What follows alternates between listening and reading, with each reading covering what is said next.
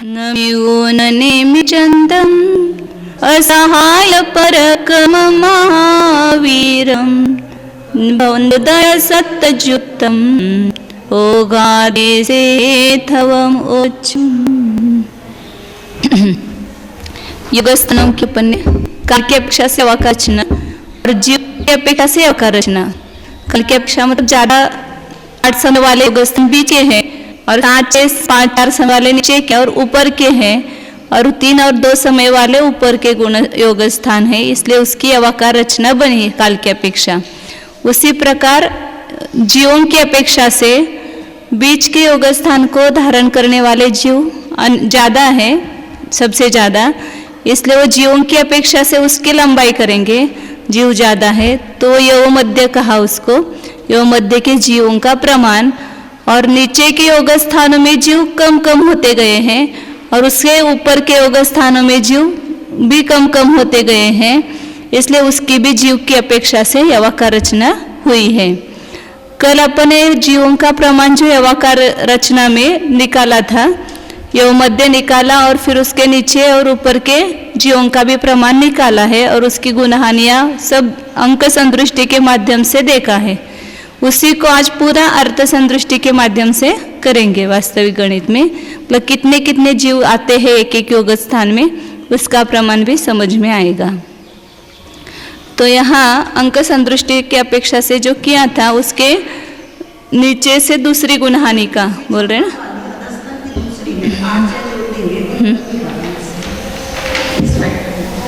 अभी वो इसके साथ भी आने वाला है।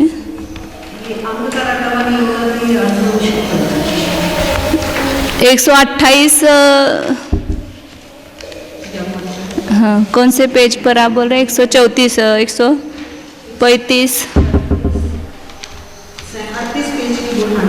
गुणहानि बराबर है, लेकिन वो जो मेटर लिखा है वो 136 पेज पर ऊपर है वो इसका।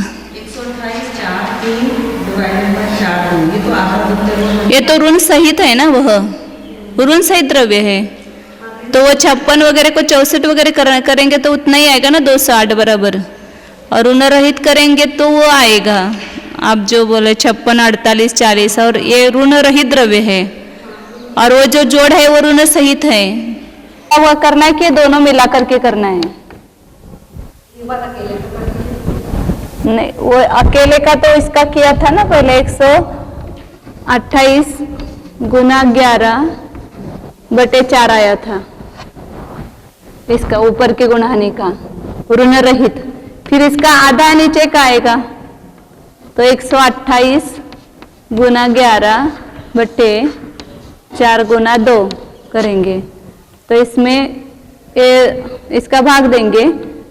4 का भाग दिया तो 32 आया, 2 का भाग दिया तो 16 और 16 गुणित 11, 16 के 16, 16 के 16 और 17, 176 आए ना। फिर क्या नहीं आ रहा है? मुझे ये पूछना था कि हम अलग से 56 और 32 को मुंह पर ढूंढने को जमा करके करते हैं और 8 6 है तो जमा करते हैं, तो ये 128 गुना 4 गुना 3 मतलब ये 100 खाली ऋण रहित इनका जोड़ किया तो 176 आता है ना। अब वो उसके भी आए 56 प्लस 32 आधा और गुना 4, वो भी आना ही चाहिए, वो आया ना 176। फिर वो ऋण सहित है, वो बोल रहे ना आपको दीदी। इसमें अब ऋण मिलाएंगे 128 गुणित 2/4 इतना ऋण मिलाएंगे और 2 आएगा ना नीचे, हाँ 2 आएगा, इतना ऋण मिलाएंगे तो वो 208 आएगा। तो उसकी फॉर्म में वो 128 वो 11 और 2 13 हो जाएंगे। हाँ 128 गुना 13 है बटे 4 गुना 2 आएगा ना, वो मिलाएंगे तो 2 का समच्छेद करना पड़ेगा। हाँ ऋण सहित आएगा।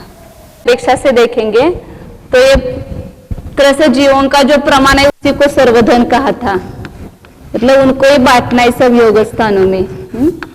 तो तरह से पर्याप्त जीवों की जो राशि है क्योंकि द्विंद्रिय पर्याप्त से लेकर सौद्वी पंचेंद्रिय पर्याप्त तक के योग स्थान है, तो उसमें 17 पर्याप्त जीव आएंगे। तो उनकी संख्या कितनी है?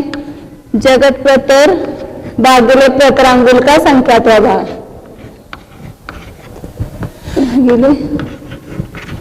प्रतरांगुल भागिले संख्यात, पर्याप्त जीवों का प्रमाण संख्यात्वा भाग से भाग देते हैं। हाँ, इतना है। तो इसी की संदृष्टि क्या की? जगत प्रतर मतलब 2 लाइन आएगी, प्रतरांगुल मतलब 4 और संख्यात की संदृष्टि 5 का अंक है। तो ये जीवों का प्रमाण है, तरह से पर्याप्त जीवों का प्रमाण। और जो योग स्थानों की संख्या है वही यहाँ पर काल का प्रमाण लेंगे, मतलब स्थिति लेंगे।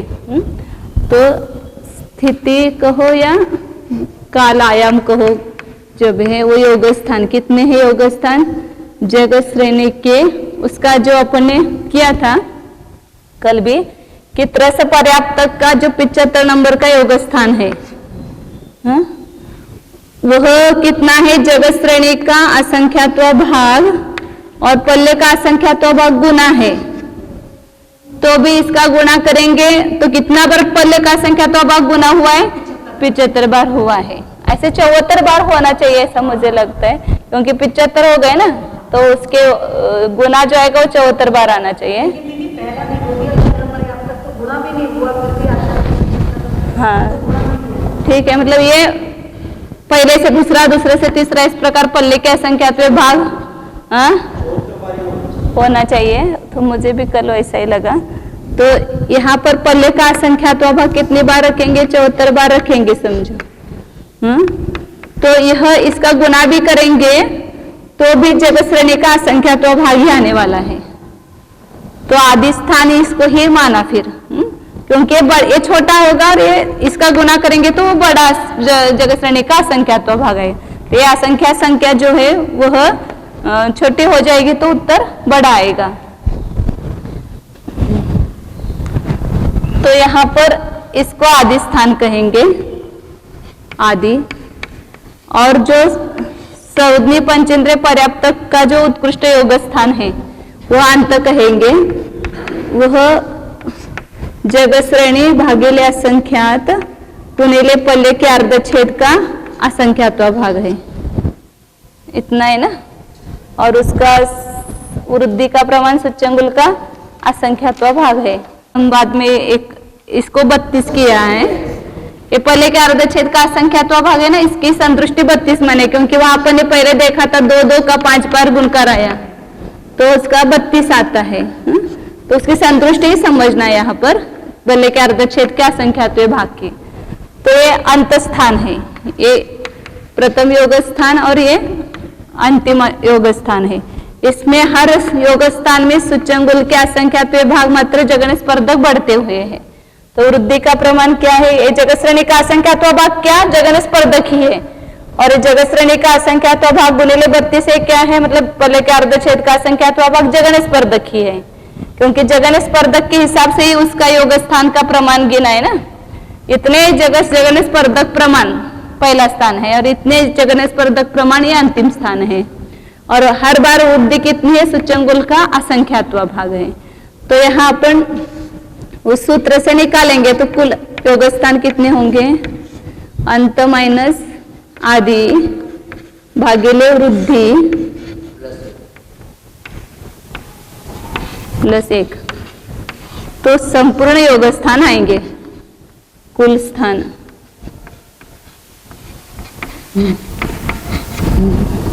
तो यहाँ अंत स्थान कितना है? जगत श्रेणी का असंख्यात्व भाग गुणिले 32 माइनस जगत श्रेणी का असंख्यात्व भाग आदि, और वृद्धि का प्रमाण सूच्यंगुल का असंख्यात्व भाग है, और इसमें 1 जोड़ना है। तो यहाँ पर ये 32 में से यहाँ का एक गुणकार कम हुआ, समान संख्या निकली जगत श्रेणी का असंख्यात्व भाग, और 32 में से इस 1 का गुणकार कम हुआ तो 31 हुए, और सूच्यंगुल के असंख्यात्व भाग से भाग दिया। और ये यहाँ पर 1 अधिक प्लस करना, तो संपूर्ण योग स्थानों का जोड़ हुआ ये। मतलब रस पर्याप्त द्विंद्रिय पर्याप्तक से लेकर संज्ञी पंचेंद्रिय पर्याप्तक तक के उत्कृष्ट योग स्थान इतने हुए। इसलिए स्थान यहाँ पर जगत श्रेणी भागिले असंख्यात भागिले सूच्यंगुल का असंख्यात्वा भाग 31 और अधिक 1, इतने स्थानों की संख्या हुई। आपने जैसे बोला ना 75 बार, तो x की पावर को 75 लिखेंगे, पहले के संख्या में 75 बार करेंगे, यदि ऐसे लिखते तो आ जाएगा x के ऊपर 75 बार।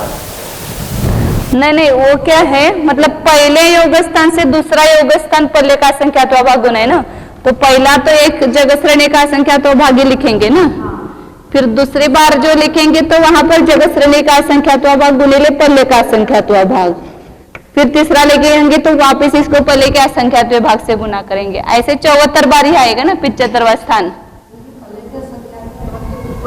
रेस करेंगे ना, 75 ऊपर लिखेंगे ना, यदि ऐसे लिखेंगे पहले का संख्या 75, लेकिन यहाँ पर 74 बार ही होता है, लेकिन 75 वो कैसे लिखा है, वो 75वां स्थान है बराबर है, लेकिन पहले के असंख्यात्व भाग गुने 74 बार ही आएंगे। अब रहने दो, अब उसको तो सब मिलाकर के जगत श्रेणी का असंख्यात्व भाग ही माना है, कितना भी हो तो भी वो जगत श्रेणी का असंख्यात्व भाग माना है। 32 संतुष्टि ली है, पहले के अर्धछेद का जो असंख्यात्व भाग आता है ना अनन्यभ्यस्त राशि, उसकी संतुष्टि 32 मानी है। वही 32 ही वहां पर गृहित किया ना, इसलिए 32 में से कम किया तो 31 हो गए। हाँ, अब वहां वैसे लिखते तो अपन ऐसा भी लिख सकते उसको, ऐसा भी लिख सकते उसको योग स्थानों को, और वो 31 भी लिख सकते हैं।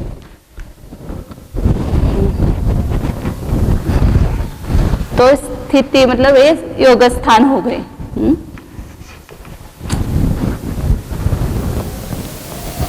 अब उसमें इतने योग स्थानों में इतने जीवों का विभाग करना है, बंटवारा करना है। तो उसमें नाना गुण हानि शलाका कितने पल्ले के अर्धछेद का असंख्यात्वा भाग है, नाना गुण हानि सब मिलाकर के नीचे की और ऊपर की मिलाकर के नाना गुण हानि शलाका पल्ले के अर्धछेद का असंख्यात्वा भाग है। लेकिन नीचे की गुणहानियां कम है और ऊपर की गुणहानियां ज्यादा है, तो उसका बंटवारा करने के लिए क्या करना है, इसको असंख्यात का भाग देना। ऊपर की कितनी और नीचे की कितनी है, तो पल्ले के अर्धछेद के असंख्यात्वा भाग दोनों मिलाकर के हैं। अब इसका नीचे के और ऊपर की गुणहानि निकालने के लिए वापिस असंख्यात का भाग देना। ये एक भाग हुआ और बहुभाग एक भाग, और बहुभाग इसका पल्ले के अर्धछेद भागिले असंख्यात और एक असंख्यात कम किया, ये बहुभाग हो गया।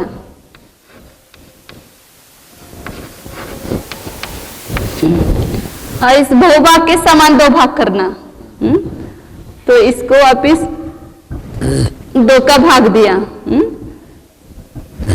तो इसका जो आधा भाग है वह नीचे की गुणहानियां है, और इसका और एक आधा भाग रहेगा, ये मतलब इसका आधा आधा किया तो ये 2 हो गए, ये 2 हो गए एक के बहुभाग के। तो यहाँ पर ये आधा भाग जो है वो नीचे की गुणहानियां है, बहुभाग का आधा भाग, जैसे अपन कषाय नौ कषाय में करते थे ना, कषाय के द्रव्य का 2 भाग, मतलब पहले एक भाग बहुभाग किया और बहुभाग के 2 भाग किए, तो आधा नौ कषाय का हुआ और आधा इसका नीचे की गुणहानियां। हाँ, और ऊपर की गुणहानि जो है वो एक जो भाग रखा है वह और ये आधा भाग दोनों मिलाकर के ऊपर की गुणहानियां हैं। इन दोनों को मिलाएंगे तो ऊपर की गुणहानियों का प्रमाण होता है।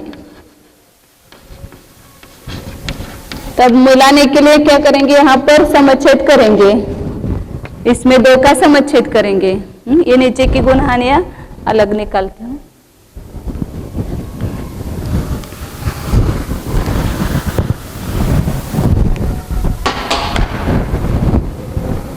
इन दोनों का जोड़ करना है, तो उसके लिए यहाँ 2 का भाग दिया और 2 का गुणा किया प्लस अर्धच्छेद का संख्या।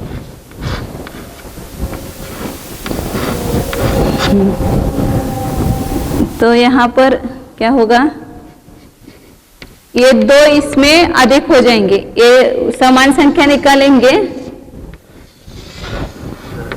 और यह जो 2 गुणकार है और ये बड़ा गुणकार है, तो इसमें असंख्यात में 1 कम है और यह 2 अधिक करना है, तो क्या हो जाएगा, 1 अधिक हो जाएगा, असंख्यात के ऊपर 1 प्लस हो जाएगा। क्योंकि इसमें 1 कम है, 2 जोड़ेंगे तो और 1 प्लस हो जाएगा। असंख्यात, असंख्यात और 2, ये होगी ऊपर की गुणहानियों का प्रमाण। छेद का असंख्यात 2 भाग है, ये जो असंख्यात का नहीं 2 ही है ना यहाँ पर, इसका उसकी कीमत अलग है, ये भी 2 है और ये भी 2 है और ये असंख्यात की संख्या है, जो भी संख्या होगी उसमें 2 मिलाएंगे। इसकी कीमत अलग है, कहाँ के अलग अलग है, क्योंकि वो जो गुणकार है वो छेद का असंख्यात 2 भाग का गुणकार है। ये 2 ही है ना संख्या, ये 2 का अपने समझ आधा किया था, उसमें वो 2 ही संख्या थी ना यहाँ। गुणकार देना वहां उसका। हाँ, तो यहाँ 2 गुणकार है, यहाँ पर भी 1 कम असंख्या